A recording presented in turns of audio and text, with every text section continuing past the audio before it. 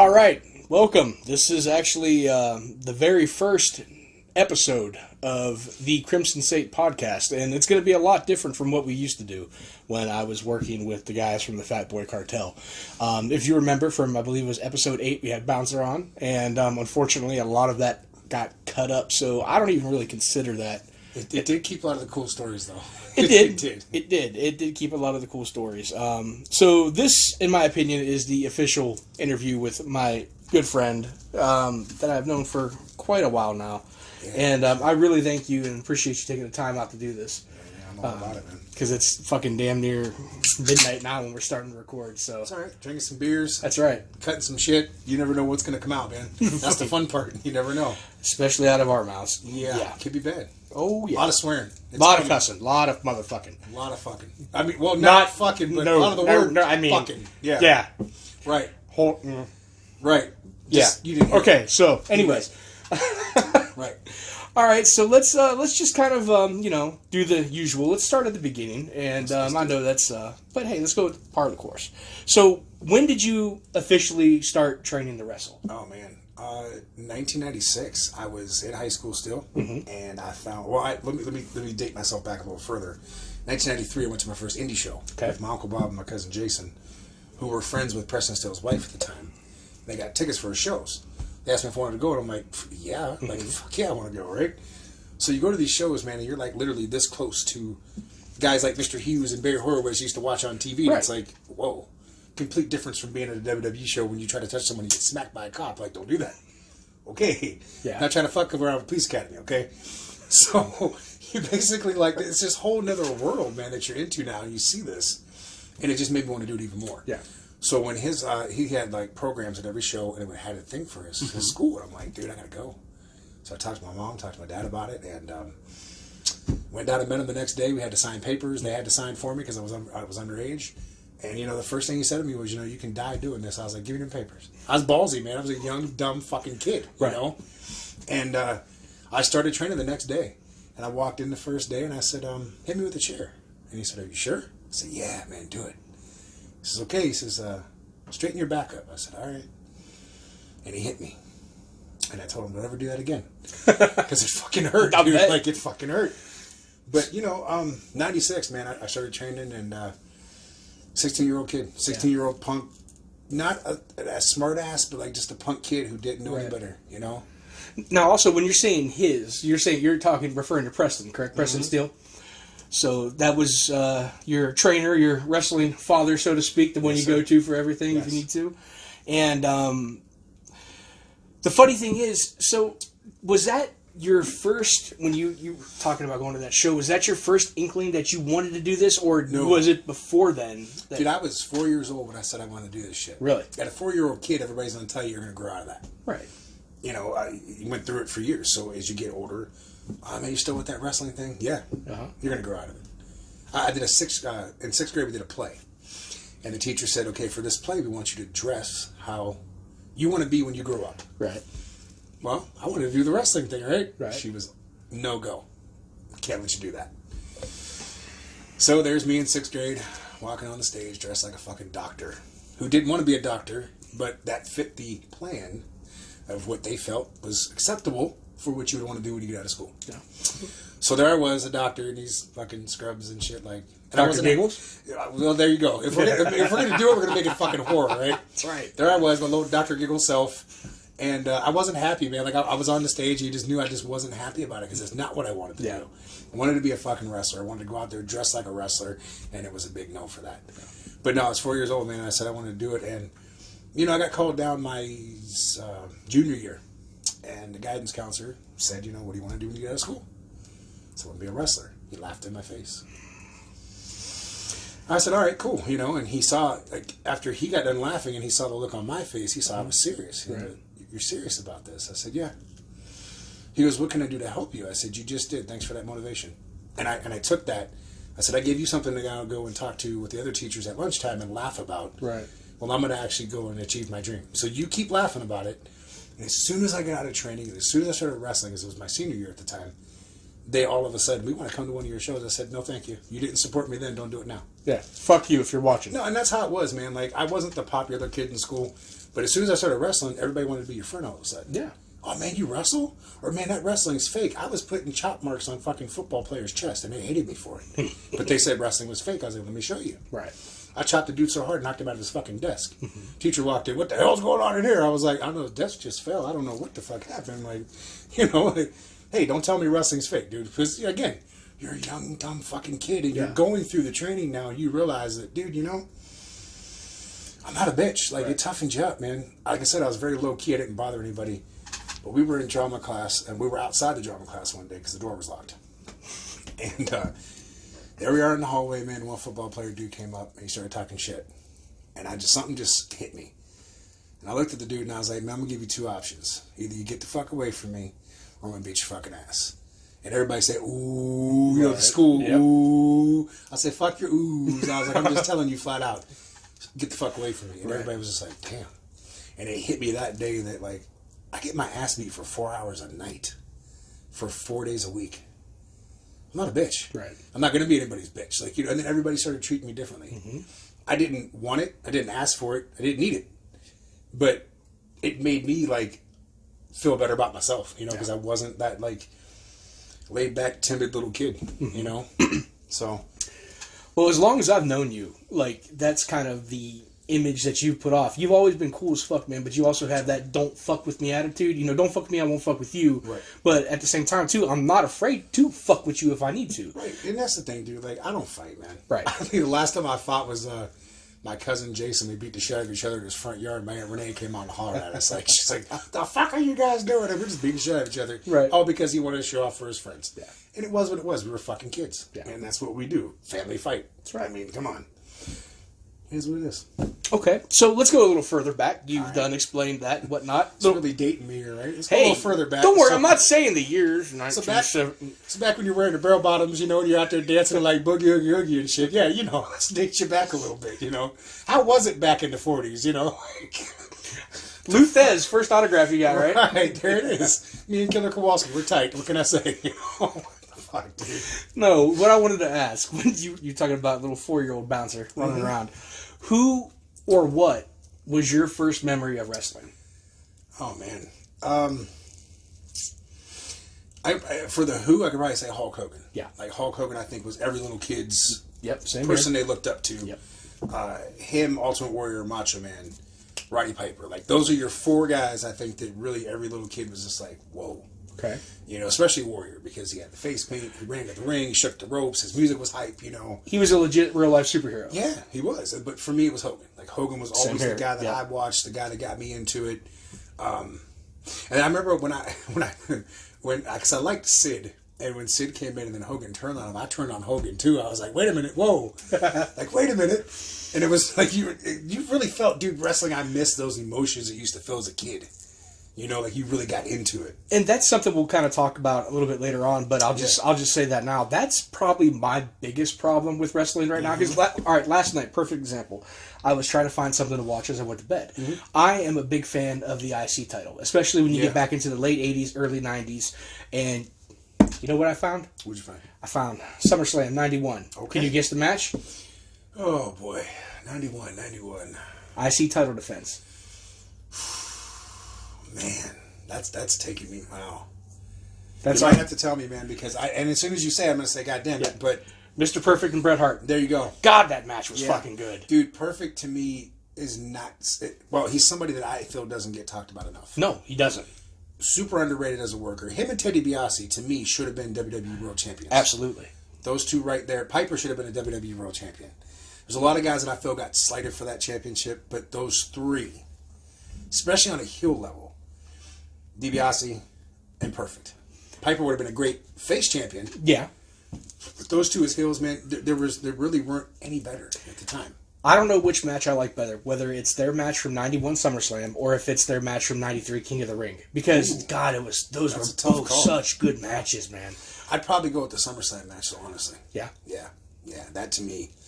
Yeah, as soon as you said it, I'm like, and it just clicked, man. But those two, I mean, I'm not going to sit here and say Bret Hart is my all-time favorite because he's not. But I mean, I love watching him though. His work is so fucking good. And then Perfect is just probably Ravishing Rick Rude's another one. Yep. He does not get the credit he deserves, and he should be. It is what it is. There were so many good guys back then that I feel like they didn't know what to do with it. Kind of like now. Yeah. You have so many good people on your roster. But more back then, you had, everybody was character based. Mm-hmm. Rick Rude was like a Chippendale, basically. Yeah. Mr. Perfect was the guy that everybody wanted to be, but they couldn't be. And $1 Million Man was the guy that had all the money. Yeah. And that everybody wanted. They were characters, man. Mm-hmm. And a lot of guys lack that today. Yes, they do. You know? Like, even when you went into, like, your Papa Shangos, and everybody had a gimmick. So you had a, let's see, you had a dumpster, or a garbage man, Duke the Dumpster Drosy. You had a half man tar. Like, you had all these weird fucking gimmicks, but it worked. Mm-hmm. Whereas now, everybody's just their real name. Yeah. There's no gimmick. The gear's super plain. I'm not knocking the people because some of them are great fucking workers, but there's no gimmick behind them, and that's why the fans don't get behind them. It's that same look. It's like big beard, yep. long hair, yep.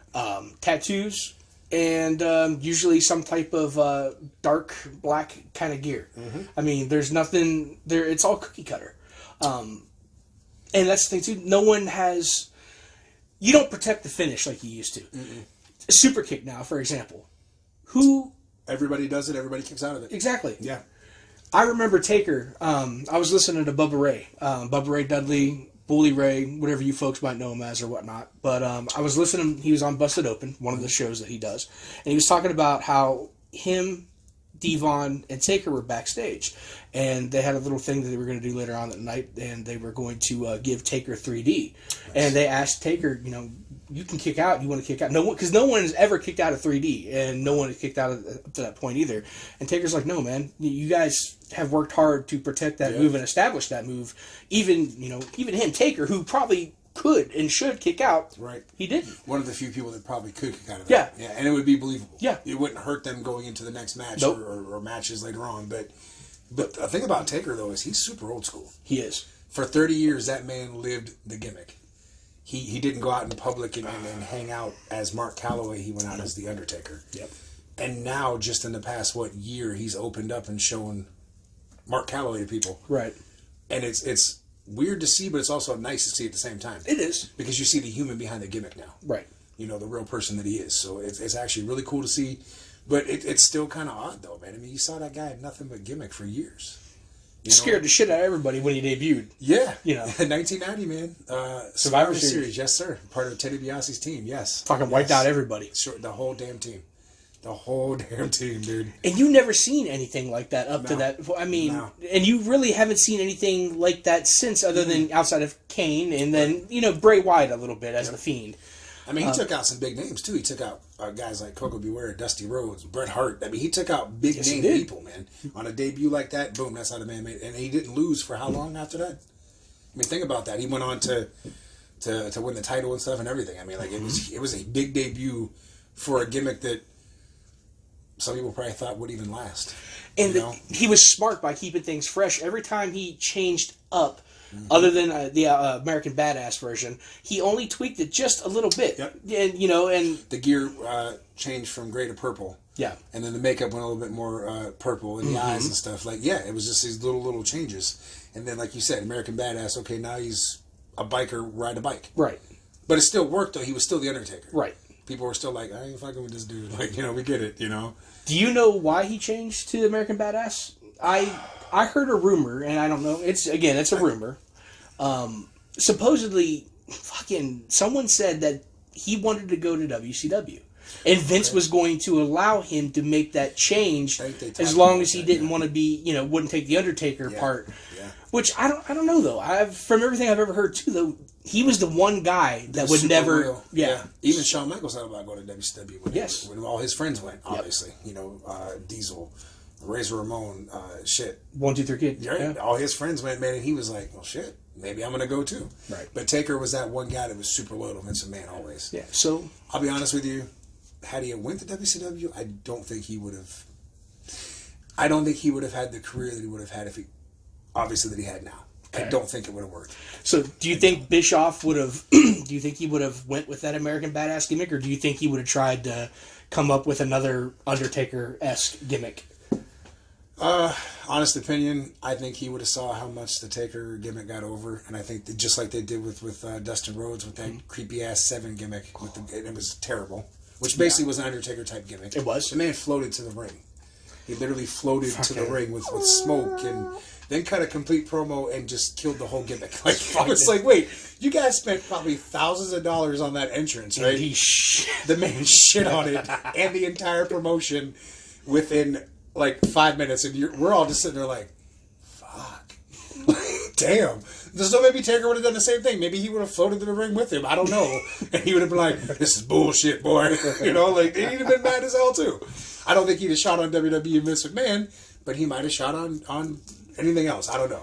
It's hard to say, man, because Bischoff was gimmicky, too. You know, he knew what gimmicks worked. So when he was bringing over guys like Razor Ramon and Kevin Nash, you knew you couldn't call them Diesel and Razor Ramon anymore, so they were just, hey, let's be ourselves. Let's be Scott Hall and Kevin Nash. Right. You couldn't bring in the 1, 2, 3 Kid. You couldn't bring in X-Pac, so you brought in 6. You kept it relatively close to what they were doing in WWE because you knew it made money already. I mean, even Razor or Scott Hall kept the accent, the Puerto Rican accent. Yeah, so, he was very smart about it. They kept shit that they knew was going to still be marketable and was going to help them still make money, even though they took the person. Right. In some ways, they took the gimmick, too. They took everybody from WWE. Made Hacksaw Jim Duggan. They took Virgil. Why? I don't know why the fuck they took Virgil. Really, that's the only person you could have fucking left there. They brought in Teddy DiBiase. Like, they brought in anybody and everybody that they could from WWE at the time. And fucking Lex Luger made the jump from WWE to WCW without any notice. He just showed up on Nitro, and it was like, whoa. Then fucking Dusa fucking showing up with the title, dropping it in the trash can. Any way they could shit on WWE, they did it. Fucking all spoiling the fucking match results until they fucked up the one night with Foley. Yep. Oh, that'll put asses in seats, and it did because then the ratings went, and then they stayed that way. Yeah. So you fucked yourself. Yeah. But you know what? You live and learn, man. Like, and that's the thing, dude. That's like people, and you know, we'll probably get into that later when we start talking more about indie wrestling and stuff. Because I can go on. We will. Yeah, don't worry. There's no format. Fuck the format. We're just we go into tangents. So we're gonna go from wrestling to probably horror movies to. Because I'm actually gonna segue here in a second to horror. And see, that's what we do. We tangent and we segue. That's right. Into another tangent. That's how we roll, man. So we're talking about Taker, but now I'm going to kind of go into Kane a little bit. And I'm, all right, fuck it. I don't care what anyone says. I don't like AEW. I'm a big Jim Cornette guy. Really am. And he does not like anything. No, he does. And that, at least I give him respect for that. He'll fucking shit on. Front. Yeah.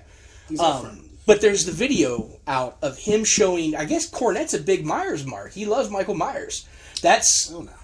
He taught Kane how to do the Michael Myers sit-up. And I believe he may have had influence on Taker doing the Michael Myers sit-up. You know, it's funny that you said that because I was watching Kane on the Most Wanted Treasures, that WWE show. Yeah. And he told the one dude that he got the head tilt from his dog. Oh, yeah? And I was like, that's Michael Myers all the way. Yeah. But you know what? We'll give it to you. I still have, I think, or I might have got rid of it, I don't know, but I had a magazine, WWE magazine, that compared Kane to Michael Myers. Mm-hmm. And there was that. Do you remember that one? Yeah. And they had like the pictures of Michael Myers. Like, they had almost like a, like to tell the tape between the two of them. I was like, dude, that was cool as shit. Well, Corny wanted him to debut. He wanted to do vignettes. And if you don't know what a vignette is, that's kind of like the packages they put together and play on TV before the wrestler debuts. Mm-hmm. But he wanted to do the Michael Myers type of thing where you just, the camera's over his shoulder, you don't really see the face. So you get the like point of view of Kane. Right, and you hear the heavy breathing. He wanted to copy Michael Myers to a fucking key. Yeah, just watching Taker and shit, man. Now, I kind of wish that they would... See, there's some things, like, even with movies, like how movies will do different scenes and stuff that we don't get to see and stuff. Right. I would love to see some wrestling shit like that. Because, I mean, we've seen... Throughout the years, we've seen some stuff that we shouldn't have seen, like concepts of like, characters and stuff. Curtain call? Yeah. Yeah, but like, they had even a concept of the stuff for FTR that Vince wanted them to do. Oh, the fucking like, it was terrible outfits, dude. God, it was bad. They looked like a cross between a leprechaun and went to Mardi Gras, and it was like the worst thing I've ever seen in my life, right? But we've seen those, like we've been able to like kind of pull the curtain aside and see stuff that like people were supposed to do, and some of them were god awful, but I'd love to see them though. Yeah. Like I'd love to see some of that shit. I agree. That's some of the stuff that I look for and I love the most when I'm watching. Well, not the network anymore; it's the cock. Sometimes runs like the cock, dude. It does. God, it's fucking bad. You can't find shit on there anymore? No, I couldn't. It took fucking forever to find the match that I wanted to watch last night. But anyways, I was watching top 50 tag teams. Yeah, I was very upset that Demolition did not at least crack the top 5. I feel like those guys get... I don't know, man. I understand that everybody says they're a rip-off LOD. At the same time, I feel like Demolition kind of came into their own, and they were just their own thing, man. Like, I don't know. I feel like they should have been in the top 5. Here we go again. And actually, long drive up here. Anybody that doesn't know, we're in Youngstown, where John lives, where I used to live. I live in southern Indiana, so it was like a fucking 7-hour drive today. But I was listening to one of Cornette's podcasts, of course, and he was talking about, someone asked a question about what he thought of Demolition and how it was a ripoff of LOD or whatever.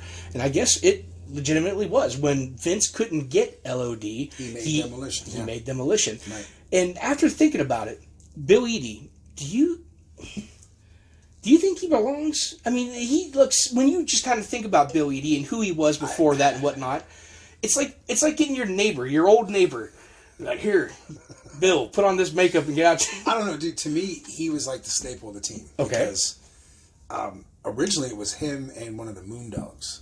I can't remember which one it was. And they didn't like the way he looked in the paint and how he worked with Axe, so they brought in Smash instead. Okay. Axe and Smash, obviously the original Demolition. When they brought in Crush, that's when it went downhill for me. I feel like it just wasn't needed. And I know it was the way to break off. I guess Axe was, nearing the end of his career and stuff, as far as with WWE and stuff. So I get that. I got to work with him. Yeah. And dude was one of the nicest people to just sit and, like, they always say that the term sitting under the learning tree and just sit and listen to this dude just talk was like, I had more fun doing that than it was even getting ready for the match. Like, I just listening to the guy talk and tell his stories and shit. But yeah, I feel like he fit in. To me, he was the staple of the team. Okay. Like, I don't know. He especially now after so many things that I've watched. Was it the glitter? He just reminds me of someone's grandpa. It's like, nice old grandpa watching the news or some shit, and then it's like, hey, you got 15 minutes to kill. I want to put you in this fucking gimp outfit and... Yeah, it was very People Under the Stairs-ish, man. Like, before People Under the Stairs was People Under the Stairs, just saying. Great fucking movie, by the way. Yes, it is. So, okay, we'll finish up a little more wrestling, and then we'll get into some horror. So, okay, you have graduated wrestling school, yes. Mr. Preston Steele's IWA, right? Yes, sir. Wrestling Academy. Yes. And what was your very first... I don't even want to know your very first match. What was your very first professional interaction? My very first professional interaction was in September of 96. Okay. I'm thinking December was match-wise. September of 96, we were supposed to do a run-in. And a run-in is basically two guys going out and screwing over the other guy in a match. And something fell through. I don't know what it was, but we were about to go out, and Preston was like, wait. And we're like, oh, okay. So we didn't go anywhere. We're just kind of standing there like, well, shit. Well, there goes my debut, right? Right. So Lord Zoltan, who is a staple of Pennsylvania and Ohio wrestling on the indies, guy's been around for years, was wrestling Greg the Hammer Valentine. And Preston comes up to me and another guy named Outlaw Jake Lawrence, and he goes, you guys are going to go in and run in on this match. And I was like, say what? Okay. So my debut, I'm running in on Greg the Hammer Valentine, a guy I watched on TV for years. Absolutely. Right? So Greg slaps old Zoltan in the figure 4, and that's our cue. We come charging the ring. We start putting the boots to both guys. It's supposed to be a double DQ.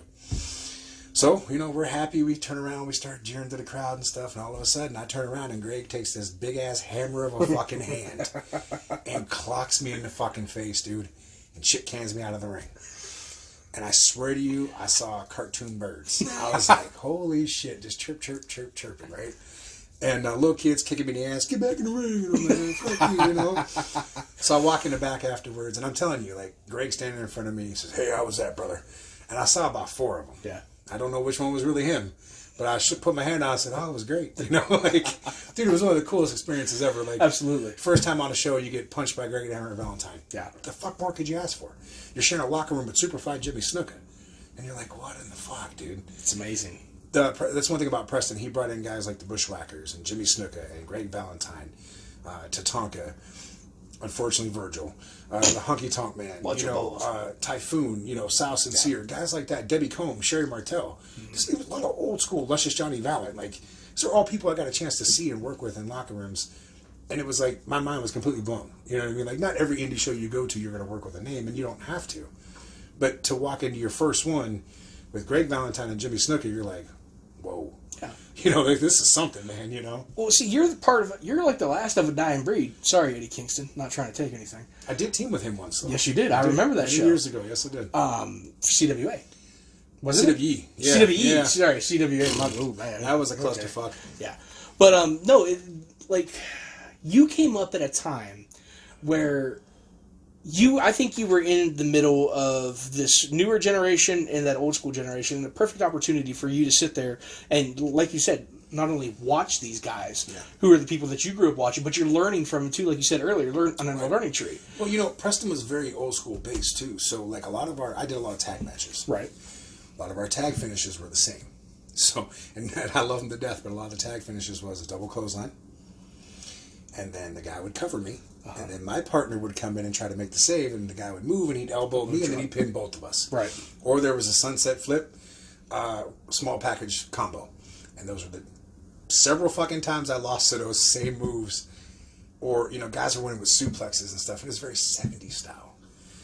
But this was 96, 97, 98. You're getting into the NWO time, and people are cheering. You're cheering for the heels and stuff, and people are doing crazy ass moves, and guys are kicking out on one. And I started to adapt and change my style because I knew that's what the fans wanted to see. Right. More newer shit.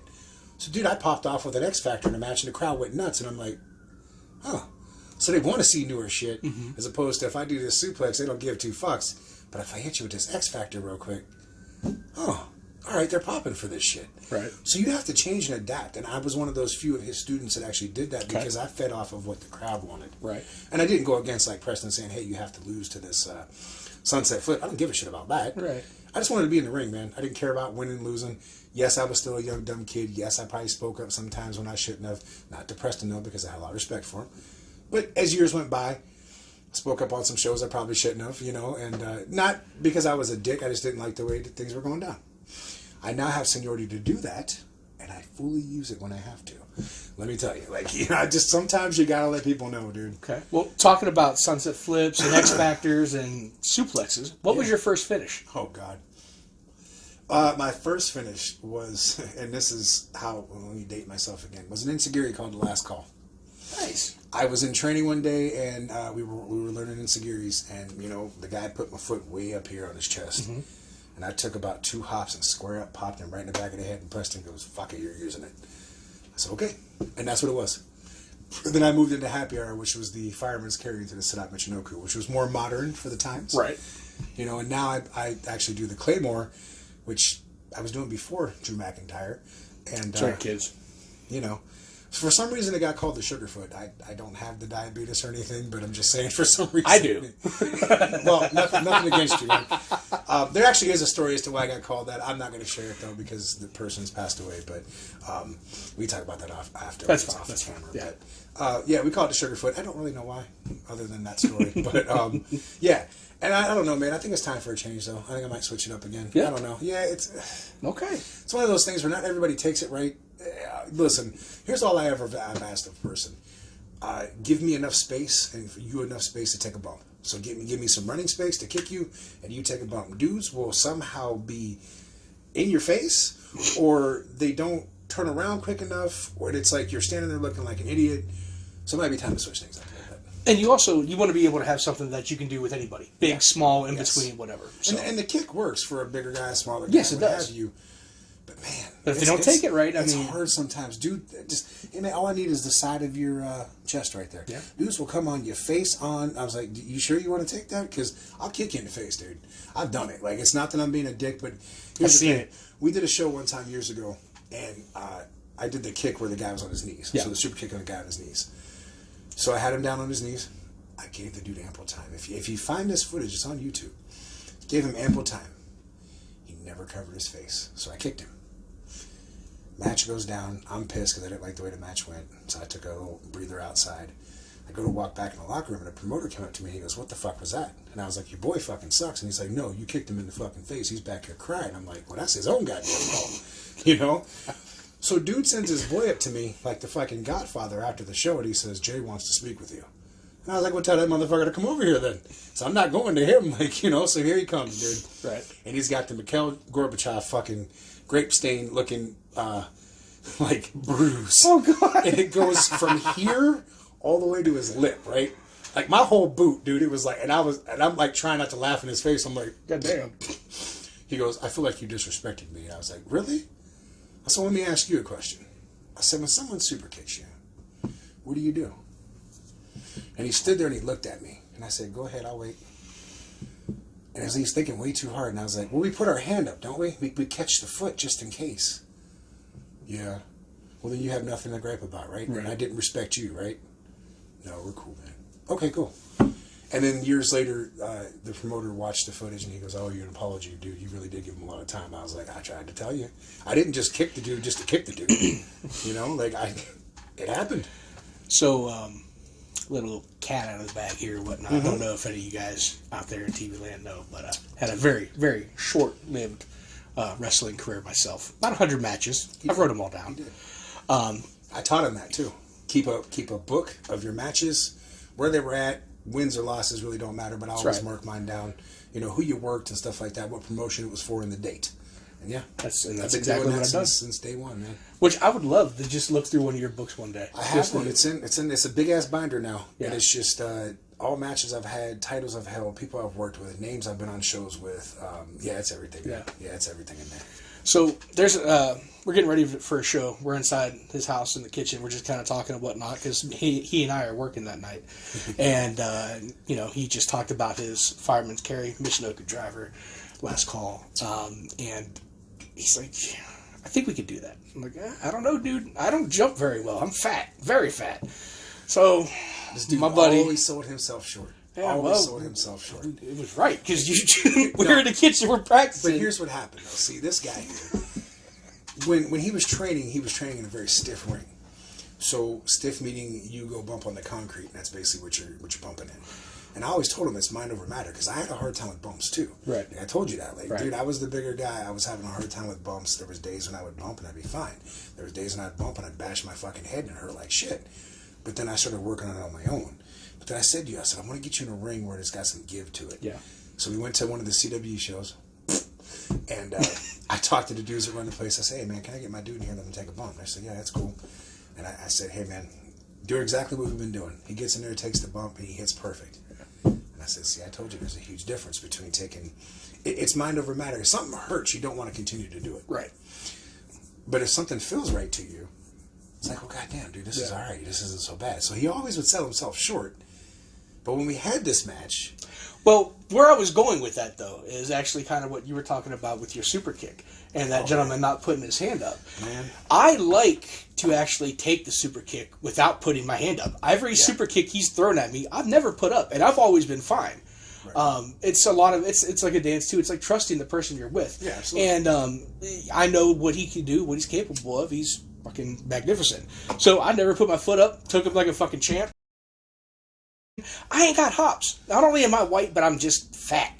So I could not fucking jump for the move, and that's when we decided to go with the super kick. And you know what? I'm glad we did because I like taking it. But here's the funny story about that match, though, right? So we're about 10 minutes deep into this match, right? And here he comes. He's got me in the corner now. And he comes charging in with a big splash. So he hits me, boom, and he says, "Man, I ain't got nothing left." I said, "You better, motherfucker. We're almost home." Dude, we finished the match. He was fine. But again, he sold himself short. Yeah.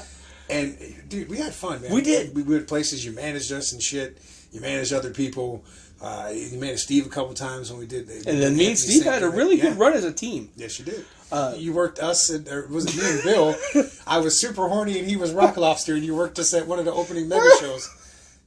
Yeah, we put you guys over for that. You did. You did. That was amazing. But yes, we had a great time working with Steve and working with Steve and working against you guys. Yeah. And Steve was one of them dudes. He had a really good head for the business. He did. Absolutely, he did. Unfortunately, his illness kind of took him away from it. Right. Way before he should have been taken away from it. But he had a really good fucking head for it. Yeah, like when he talked to you in the back and stuff, and like he helped you with a promo and stuff, he was a good person to listen to because he was telling you the right thing. Yeah.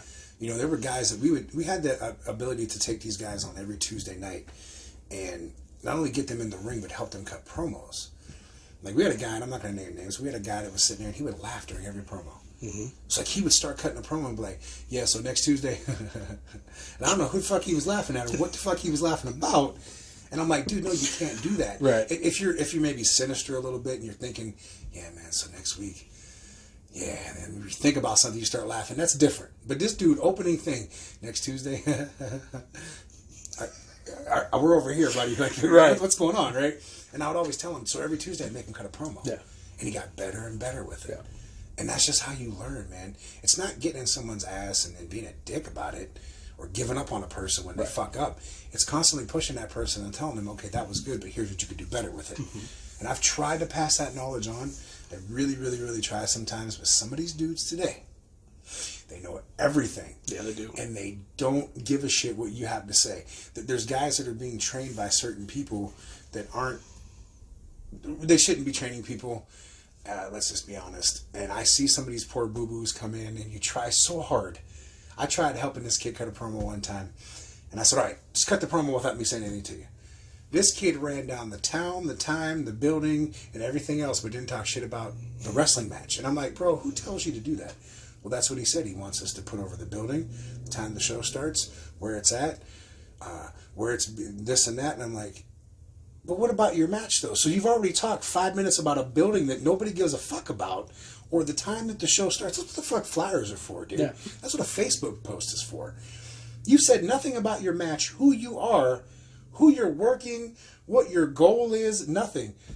Oh, did you not get that? Like, I'm trying to help you here. Who are you? What's your gimmick? Who are you? Tell me who you are. Not only that, why don't you start the fucking promo out that way? Just like, all right, this Friday night, Highland Center, 5 o'clock. And then just, there you go. You got the place, the time, this date. But these and then dudes would go into, so this Saturday at 7:30 sharp, it'll be at the Highland Center at the biggest building ever. I mean, around the corner from the shop and the KFC's. You have to park in the back and tickets are just $10. And... oh, that's my promo time. We'll see you at the show. Like, there was nothing about the match. Nothing, dude.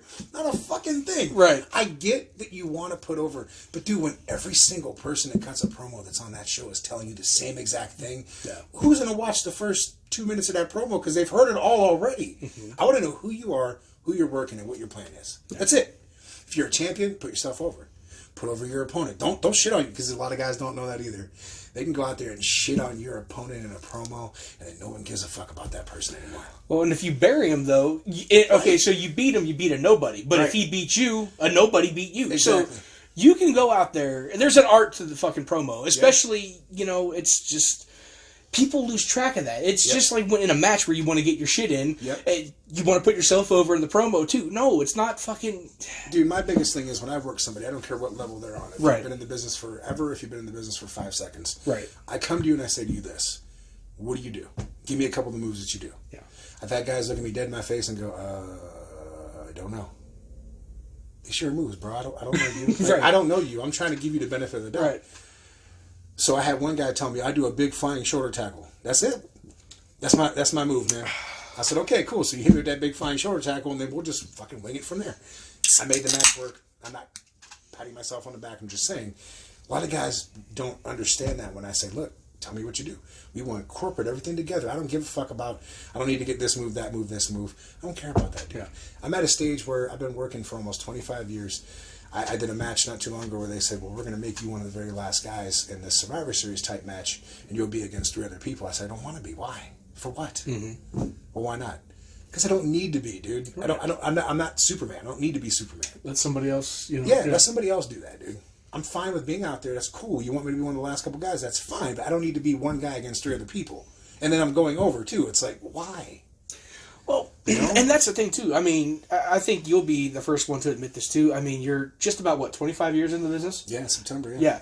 You have done just about anything and everything, especially when it comes to tag team wrestling with you and Kurt, Club Extreme.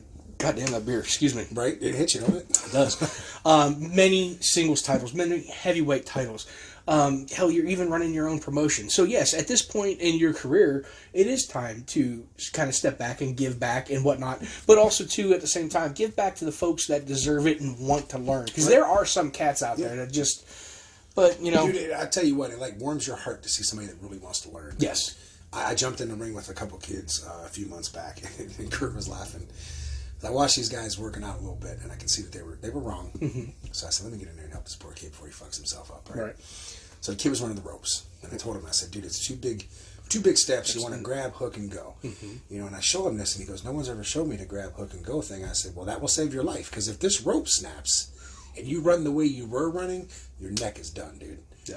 And the other guy, who still needs training, overtalked me the whole time, and I was like, okay. So they were doing something, and I finally gave up, and I just went, shit! And Kurt just started fucking laughing. He's like, dude, I almost died. He's like, you got so pissed. I was like, because I tried so hard, man. And the dude just wanted to overtalk me. So I politely told the dude that was in charge of training, I said, get your boy, because he needs to learn too. Like, I'm just trying to help these guys, man. Don't overtalk me. Well, this is how I do it. Right, but who taught you? And you still need training. This is what I'm trying to tell you. You're not even doing it right, so you shouldn't be training someone else how to do it. That's the problem. It's a problem that I have, you know? Like, I'm a super nice, laid-back person. I don't profess to be the greatest wrestler of all time. I'm not going to tell you that I am. Right. But I know things. And if I see you fucking up, I want to see you not fuck yourself up and do better. You know, and that's my goal, man. I don't want to see anybody getting hurt, dude. It sucks. Yeah. I've been there a couple of times. Nothing, I'll knock on some wood here. It hasn't been too bad. But, you know, I've been hurt. And it sucks, dude. I remember the night you fucked your ankle up at RIPW. One of the easiest things, too. Yeah. Here, all I did was go to charge into the corner, and the guy moved, and I hit the buckle, and for some reason, my ankle just went the way it wasn't supposed to. And all of a sudden, I felt a burning sensation. I remember that. I didn't even really care so much about that. I was more pissed that I couldn't finish the match. Yeah. Because I couldn't walk. Like, I couldn't put any kind of weight on this leg. Yeah. And I was so pissed. And everybody came out to maybe take the boot off. My ankle was like, pfft. And I'm like, well, fuck. You know, and that was the biggest thing. Like, I was so pissed that I couldn't continue. Yeah. I was more pissed about that than anything. Man. So we'll kind of leave off right here, and we're going to venture into Horrorland. Oh, yeah. Yeah. That's always a good time. It's a good time. Yes, sir. So, try not to date you again. Well, we might want to take a quick break, though, because I'm sure... How are we or, you know what? Yeah, we are... oh, hold on. The time is gone. The timer fucking... Ooh, we are at 30 minutes. Wow. So we you gave you guys 30 minutes already. But we're going to give you probably another 30 on top of another 30 on top of another 30. It's quite possible. Back. I mean... So we're jumping into horror, right? Horror. That's at least going to be like 40, 50 minutes, so... At least. Yeah. And then we still got 80s comedies and... We'll be here for a while. We'll be back.